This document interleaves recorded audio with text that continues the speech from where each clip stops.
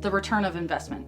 How would you measure something like that? Like, that must be hard to measure training. Well, first of all, that's the golden question. There's the golden ticket.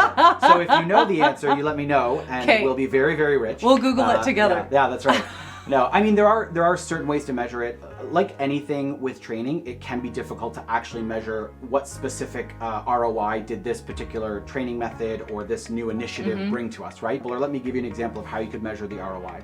If you're noticing that before you were pulling people off the line had to be stopped in order to train them on this new machine or on this new piece of equipment. If you move to an on-the-job training method where production doesn't have to stop, then right away, part of your ROI calculation would be, okay, before we were stopped for an hour or 2 hours or 6 hours, now we're not stopped at all. So already part of the return on investment is how much were we able to create and produce because we didn't have to shut down the line at all. At the end of the day, there's a number of ways that you could measure ROI with something like on-the-job training, but I think one of the biggest pieces is looking at what was able to continue, or was there production we didn't have to stop because we did it on the job, on the floor, instead of pulling people away, into a classroom or something like that.